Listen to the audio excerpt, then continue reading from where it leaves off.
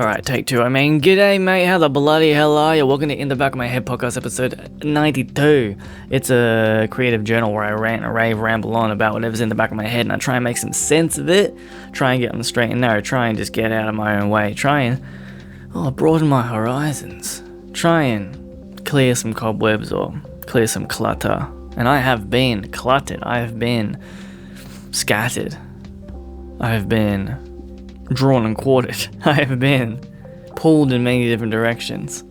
And so this is coming late and with no plan. It's yet another one where I'm not going into this with any sort of plan. I'm just going to rant and rave, which is like, what I say at the start. It's a rant and a rave and a ramble. But I like to have some signposts at least guiding me towards some sort of point that I'm trying to make. Some sort of realization or epiphany. But perhaps I'll find one today, perhaps I'll find one, perhaps I won't, perhaps you just throw this on in the background while you're doing a painting, or baking some muffins, whatever it happens to be that you want to be doing with your time. See, I've been real busy, and I always say that, I say I've been really busy, and this time I've just been really busy with a 9 to 5. Not 9 to 5, 5 days a week. It's been 4 days a week. A lot more than I'm used to, while other things happening at the same time. And I've spoken a lot about treating your art as a job, and I realize more that it's about treating your creativity as a habit and just a way of life. And I believe I said that originally as hey, it just takes a lot of procrastination to actually achieve anything. You're gonna make a lot of shit, which is definitely true, and I stand by that comment, but also just pointing out the fact that you need just time to think about creativity. And saying this for my brain, I assume a lot of other people feel this way, but when you are working a lot with a job that actually demands your mental capacity, that you end up really struggling to then go home and just be creative, because your batteries are drained. You've got nothing left. And procrastination is a big part of just spending as much time, as many days at this desk as possible. It's just the thinking. It's just the time that I need to just think, to just become obsessed with something that I have lost over the past few weeks, and it will return in the coming weeks, so it's not even a bloody big deal. But nonetheless, whenever I have really busy periods, it's a realignment. It is a reminder that it's great to go and make a bunch of money, and so then you have some money to put into your art later. And it's also really good having just all the time in the world. And I feel my brain's very scattered, and so it needs time to sit and bubble and boil until something actually comes of it.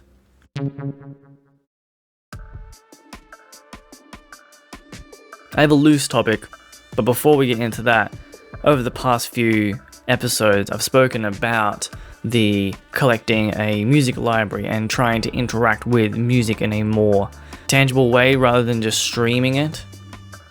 Spoken on the Spotify algorithm and the Spotify library, the way that you actually collect the music that you love and appreciate is very limited, extremely limited on Spotify, and it's easy to get lost. It's easy to lose what you've saved. You can scroll endlessly through your artists that you have saved on Spotify, but it doesn't have the same intention. And God, how I keep coming back to intention over the past 6 months of making these episodes. It seems to be my overall goal is to try and do everything with a bit more intention, even to be scattered and chaotic and spend time procrastinating with an intention.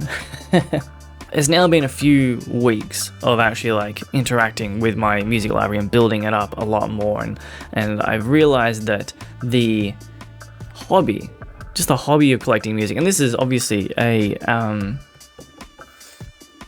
to those who already collect music, to those who already collect vinyl and such, this is total drivel, total pointless. You already know this.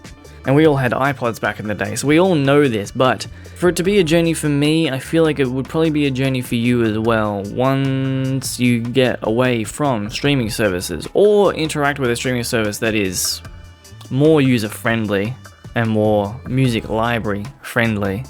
Maybe you'll have a similar experience of finding yourself interacting with music as a hobby again and enjoying the discovery process, the mining process, the journey through different websites to find the thing that you're looking for that you didn't know you were looking for. Perhaps a big part of this actually was the also like handing over the reins of our music discovery to Spotify. That we discovered most of our music through algorithms, which again I've spoken about can yield really interesting results, and I find really interesting music through mainly YouTube, but other avenues as well. But now that I'm actually like kind of trying to download and collect as much music as I possibly can, I am now encountering records in a more, God, I'm searching for a word, more chaotic fashion. And it does remind me of the early days of the internet, which I hope we are sort of returning to slowly in some capacity, where you will just stumble upon blogs and small websites and will find these incredible hidden gems and discoveries, which can still happen online, does happen online, but I think is lost to a capacity when we hand over the reins of our music discovery or any kind of discovery to algorithms that are there to give us what will keep us on the platform the longest and not what will actually fuel your soul. That's the music discovery side. I've really fucking enjoyed it. Second beautiful thing about this process that I've been enjoying is listening to albums that I probably wouldn't normally listen to. And I feel like I listened to them back in the day a lot more. And the reason being is that now that I see this library of curated music that I have been collecting, and I know, again, you can do this on Spotify, but the UI does bombard you with suggestions and make the self-curated approach unfavorable, unappealing, clunky at best. Whereas this is very malleable, very customizable. So when I see these records popping up on my phone that I just recently downloaded, I'm like, oh shit, yes, I'm gonna listen to that album. And they're abstract electronic, albums and things like that, and listening to them in full and being much more captivated than I used to be. And I realized that like maybe for the past year or two on Spotify, I was just in a bit of I was having a great time listening to just purely just like lyrical hip hop, but I was in a bit of a rut in a sense. Even though I was enjoying it, I didn't really stray outside of that very much. And now doing this, I am straying much, much wider in terms of genre, in terms of style, in terms of age of the albums as well. It's been a bloody delight, and I think it's sort of like tricking your attention span back into, actually working by going into it with some intent. And so perhaps there's almost like a sunk cost fallacy that like, oh, you actually put some time and effort into going out to Bandcamp and buying this album and putting it into your library and putting it onto your phone. And so when you see it pop up, you're like, oh yeah, I'm going to listen to that project because, maybe I spent 20 minutes organizing it, cataloging it. And that's been a bloody delight. I'm really enjoying it, and I'm going to continue down that path. And I want to encourage you to just be as interactive with your art as possible.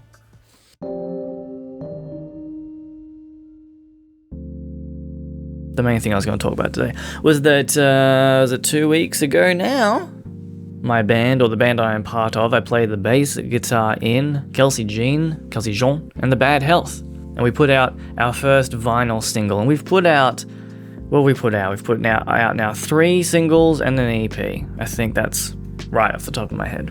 We put out a single, but it's our first vinyl release. It's my first vinyl release, and I've been making and putting out music since I was a teenager, and this is my first vinyl release in over 10 years of doing that. And it feels so good to hold that vinyl record in my hands. I got to design the artwork. I'm very thrilled about that. I got to design all of the merch artwork as well. I'm like thrilled about that. I'm very proud of all of it. It's an absolute thrill to hold it.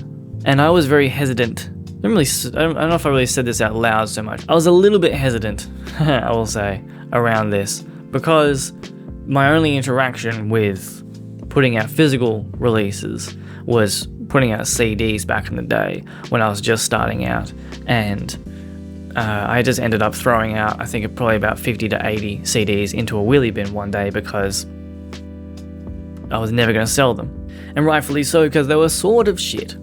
Album cover was cool though. We had a friend design the artwork. That's not the point. The point is that, like, when you first start, you have to do a run of 50 to 100 or so, and so you end up chucking out a lot, and that is very demoralizing when you do it.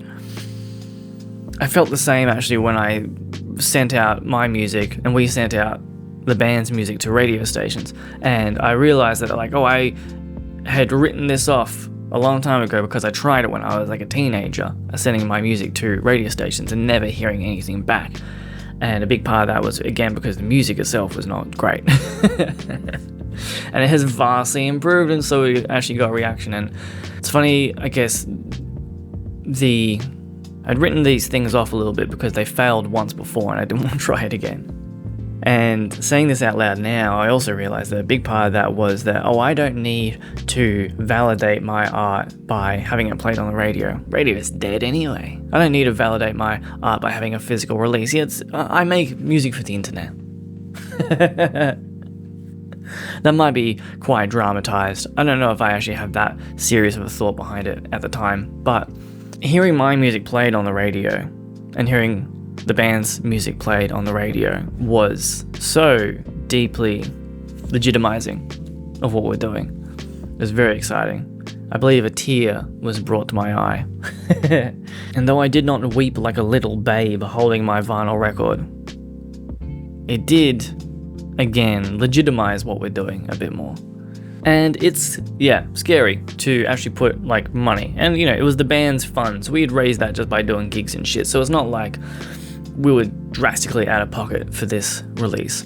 But it is still a sum of money that you hand off to somebody and say, now, please produce my thing, and they hand back 160 records that you now have to move, which is just daunting. It's just daunting for an independent band of our size and stature and girth. I'm very comfortable, and I think it's partly a coping mechanism. I'm very comfortable at the bottom. I'm very comfortable just kind of wallowing in obscurity, because it's a very safe place to be. And it's not, and I don't say this as like I'm actively trying to stay obscure, because I'm certainly not actively working hard enough to gain any notoriety as a musician or an artist. However, I also have a desire to gain some sort of audience in some capacity for the work that I do. But I think the hardest part about that, and the reason why producing actual physical products or sending your stuff to radio stations and things like that can feel quite daunting, is that you are taking yourself very seriously. Which I'm not very good at doing, and I don't think many Aussies are. Artists in general really struggle to take themselves seriously. Tall poppy syndrome? Who the fuck do you think you are? Big for your britches kind of vibes. And I guess if you don't put much into it, even if you put all the work into the art, but then putting all of the work into the release, so much work into a release, it's far more terrifying. You're taking much more of a gamble with that. And to take a gamble on something that you are self-conscious about because it is your art, it is, scary, it is daunting, and it is stressful, and it is nerve-wracking. But doing it, putting that time and effort in, and taking that gamble, I think reminds yourself, tells yourself, teaches yourself that you are taking this seriously and that you are proud of the work that you do and that you are excited to get it out. I wrote down for this episode just a few words, and the only real main ones was legitimize your work. And I wrote that for the audience. My intention here is to talk about how much putting out a physical product and merch legitimizes the project in other people's eyes. Only now, while talking, have I realized how much this is actually legitimizing it for myself, and I assume for the other band members as well, that it's so easy to just say like, yeah, we're really going for it, guys, we're really doing it. But then to actually physically hold the thing that you put the money into and then actually go and launch it and give it to other people and look at their faces light up with pure joy. I think that makes it real. Suddenly it's a real thing that you're doing rather than just jamming with your mates once a week. And I wouldn't say that we as a band particularly lazy when it comes to like, we're not dicking around. I don't think we have a problem or trouble legitimizing the project and the direction that we're taking. But this was still like a high watermark moment of, oh, we're doing this. And so now the other side is the audience. The other side is the audience, legitimizing what you're doing to the audience. And to bring it back to myself again, as this whole podcast is about me. I've put out so many digital releases. I have the habit of just making a thing and then I just drop it, put it out and say, all right, fucking good luck to you. Hope you enjoy it. And then, a healthy little handful of people will listen to it. But I was thinking about this release. And I remembered talking to someone about pricing events. And I can't remember who I was talking to about this, but the idea about like how you price an independent event, a small band show, like indie local bands, you're expecting like 50 in the room, let's say that. Very, very small. And there is the idea you can have, they're like, well, maybe we'll make it free and then people will come because it's free and they can spend more money on beer. However, putting free on a poster can also have the other effect of devaluing the experience and your work, and people will see that, and I think this is a real phenomenon, that people will have a mental they will attribute that free, that $0 price tag to the work, not just the experience and not just like it's a nice thing, it's a free event, cool, that's fun, but they'll also think, if I miss it, who gives a shit, it was free. I guess again, that sunk cost fallacy. So a $5 gig has more chance of getting people to it, but $5 is actually kind of a weird spot. $5 is almost like why didn't you just make it free at that point? $5 feels like a donation. I think around the $15 mark is kind of the sweet spot. $15 is like, it's a ticket, it's a pretty fucking cheap ticket. It is a dirt cheap ticket. If there's 3 bands on something like that, fucking hell, there's a dirt cheap ticket. But $15 has a bit of it's a sum of money. It's a pint of beer. It's a bit more than a pint of beer, depending on what you're drinking. There's a slight value to it. And so you go there and you actually think, I'm seeing some bands. I'm seeing some bands. I'm seeing some local bands. I went to a show. I didn't go to a free show. I went to a show. There's a different connotation to it.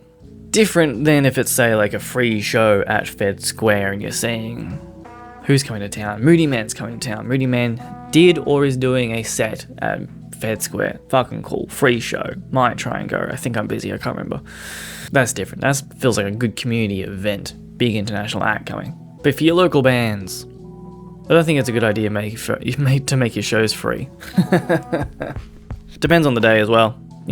A Wednesday show or a Sunday show can have a different vibe, but nonetheless, this is sort of like countering my general attitude, which is I like self-deprecation and I like artists not taking themselves too seriously, like off mic and stuff like that, which I still stand by. I like that idea. I think you should be able to just be very vulnerable and human and silly and, laid back with it. However, you can also do that at the same time as saying, no, I'm being silly and I'm not putting myself above anyone here. I'm not taking myself too seriously.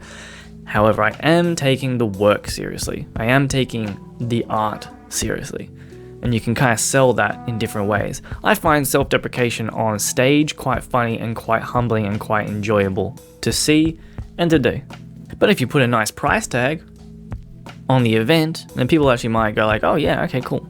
this is a show. I'm going to see a show. And I really found it with this one. This one felt different. This one felt, which is funny because, and this is going to sound maybe ungrateful, but also like this single sort of doesn't matter in a sense. Like it's not, in the sense that it's not the biggest thing we've done. Like I feel like the EP that the band did at the start was bigger than this. That was our jumping off point. It was a body of work. Really bloody proud of that. It really set us on the path. And then this is a single that we actually wrote fucking around the same time. So it's old as fuck, this single. So the single itself, great. Well deserved to be a single. However, I think what this release actually was is us saying, all right, let's kick it up a notch. Let's take this a little bit more seriously. And the audience said, fuck yeah, we love you guys, we love what you're doing, and we are taking you seriously as well. We're excited to see this next very serious chapter. And I think the way we did that is by having merch, having the vinyl, doing a launch for it, handing it to people. We signed some records. And I think people really responded to that of like, yeah, these guys really give a shit. These guys actually really give a shit about this music. I can't wait to see what they do next. And it's true. I'm bloody excited. I think the whole band is fucking pumped for this next very serious chapter. And I think this vinyl was that. Just a bit of a signal to ourselves and to the audience. Let's fucking go, baby. So, yeah, don't take yourself too seriously, but do take your art seriously. And legitimize yourself. Tell people how much they should give a shit about your work. Perhaps invest some fucking money into it. I can't guarantee that I'm going to do the same. But for the band, I'll bloody do anything. Alright, that's an episode. Legitimize your art. Be well, baby. I will be back sooner. This time. And with more plan. Or not. More chaos. More drivel. I hope you're very well. Catch you on the next one, mate. Alright.